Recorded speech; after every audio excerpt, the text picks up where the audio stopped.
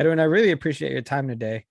We're here to talk about the documentary you worked on, your documentary, Alice is Still Dead. Do you want to start off telling us a little bit about it? Sure. Almost, actually, almost 8 years to the day today, my little sister Alice was murdered, and it was such a shock to us. And the film is about learning about the murder, trying to pick up the pieces and figure out what to do next with our lives, as well as like trying to figure out what actually happened, and also, remembering Alice and in a way, hopefully, remembering all victims of murder, that all innocent victims of murder that should be remembered and are often forgotten, because it's so much easier to just move on and forget about them. Why was this such an important project for you to share with the world? I know it's a very personal story, and it may be that some families may feel like it's not something you'd want to kind of to share with strangers. I agree. It was that was difficult about it for sure. That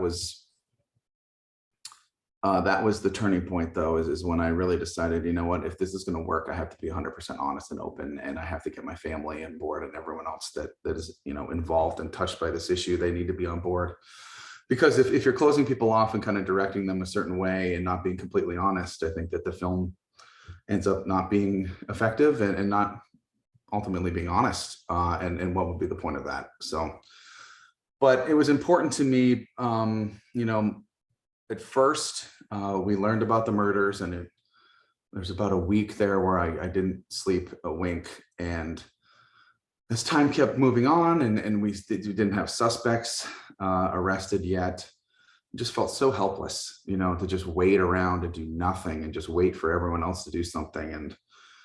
And time was passing, and it had been a couple, maybe 3 years before I started actually shooting the film. And I didn't feel like my mental health was progressing in a way that I wanted it to. I mean, it was like very slowly moving the needle, but I thought that, what, this is what I do. I work in film. I always wanted to direct my own film, and, what's going to mean more to me and make, light a fire under me more than this story. Right. So that's how I attacked it. Kind of first, it was just therapeutic art that I was making in remembrance of Alice. And then as I dug into the case, and it started becoming more about my family and recovering, during these moments of intense grief, it became apparent that maybe this is something that would be helpful to other people to experience this film and see how, an honest portrayal of grief, and that maybe it would help other people who are going through the same things, or other people who are trying to help people going through the same things to realize that there's going to be some times where you don't always say or do what you want to do or you're proud of, right? But that it's a process, and everyone grieves differently, and that patience is really key, both for the grieving party and the ones trying to help the grieving party. So that's what sent me down the path. But also, I feel like there's a void in these true crime stories where we get kind of infatuated with these serial killers and the gruesome nature of some of the deaths and things, but we rarely step back and talk to the families of the victims and the impact that a murder can have on a family forever. And I think it was really important to portray that on film, because I think it's something that's missing in a lot of these stories. You're absolutely right. It's the person the victim in the crimes, they're put to rest, and they're not really worried about much at that point. But you're right. The people who really have to suffer and live on are the friends and family. And as we've seen in the documentary, you and your family were very open and very honest, and not really holding back on some of the effects that it had on you personally, your wife, mother, rest of your siblings.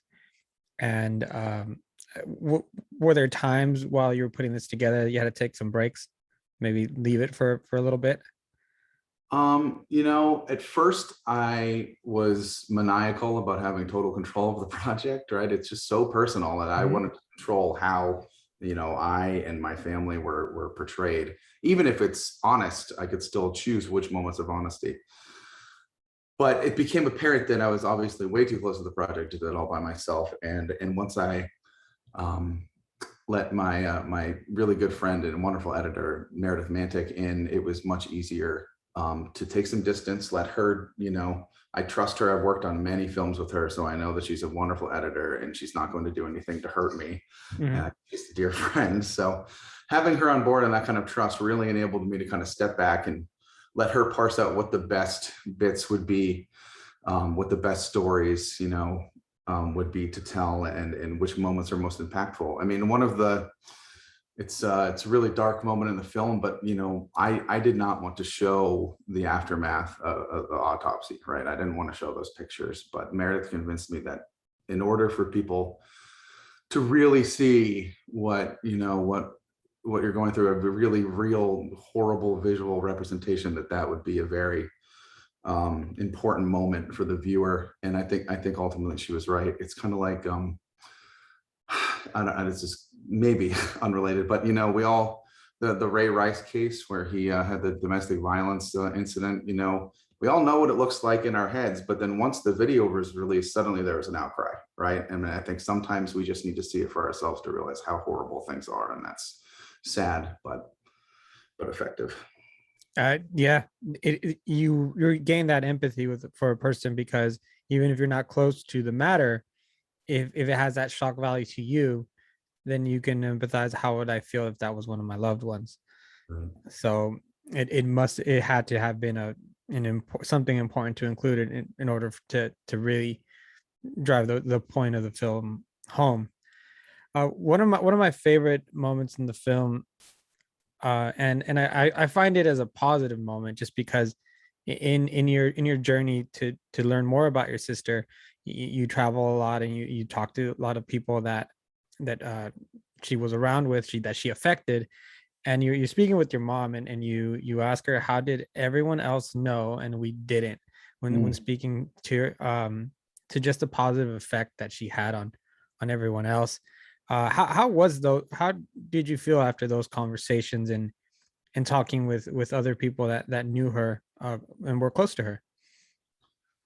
You're absolutely right. I think that is, although I think I'm in tears when I say it, I think it is maybe one of the more positive moments in the film, is to know that even though we had lost touch and she'd grown up, the beautiful, caring, lighthearted, funny girl was still in there, the one that I grew up with, for 18 years. And um, it was such a blessing to be able to, I mean, it was almost like creating new memories that I never thought I would Hmm. make, right? As I was hearing these new stories for the first time, and a lot of these people I'd never even met before, but they were all willing to take time out of their day and tell me these stories about Alice. And just giving me that time told me something about how important that Alice was to them, and that just meant so much to me. And it really was like integral in me healing, or at least on to getting on the path to healing. So the film came out on VOD and digital last week, November 5th. Mhm. So now that it's all said and done, it's all wrapped up nicely in a bow, and being able to be shared around the world. How are you? I'm doing surprisingly well. I was a little bit nervous. I think the anxiety of leading up to the release was worse than the release. Um, luckily, most feedback has been very positive, and it's also, it's something that I don't know if everyone realizes, even though it's been 8 years, it's still something that's always on my mind every day, and it's something that's kind of shaped my future forever. And then having this release was kind of a reminder to people, like, not just myself, but anyone who goes through, the loss of a dear loved one, Mhm. especially if it's taken so suddenly and unexpectedly, that they're going to need support, more than just the first week, more than just the first year. And, I still need support. And luckily, I have a really good support system. And that's been really nice that they've reached out and comforted me and made me feel empowered. I'm glad to hear that, and that actually kind of answers the final question I had for you, which is, what do you hope audiences take away from the film? And I think you answer that in part. Yes, perhaps in part, but I think I think the most important thing I want people to take away from it is that, time is fleeting. And we forget that Alice was a 24-year-old, healthy, beautiful lady. She didn't have any conflicts. This is all almost completely random that it happened to her. And so we just, I hope it's not in like a morbid negative way, but I want people to know that nothing is promised, right? Hmm. And that our lives are finite, and that, we need to cherish the moments that we do have, and enjoy them and live in the moment. And I think another piece of that is, to people going through grief, or love, or people who are loving, or supporting someone going through grief, to realize that it happens in your own time, that you heal or you get better, and sometimes you take a step backwards, and that patience is really important, right? That grief isn't a one size fits all thing. You can't cure it with like a pill. It's just something, that you have to go through, on your own time, and that we need to be patient with ourselves when we're grieving, and Hmm. be patient with other people when we're supporting them. Yeah, I agree. Everybody grieves in their own way, and yeah, patience is definitely important. Edwin, thank you so much for your time, and also I want to thank you for just honestly being brave enough to put a story like that out there, because it's very personal, and I don't know if I'd have the ability to do something like that. So I commend you for it, and Thank you. It means a lot. Thank you so much. I hope that all audiences of everywhere are able to share your story and have some good conversations.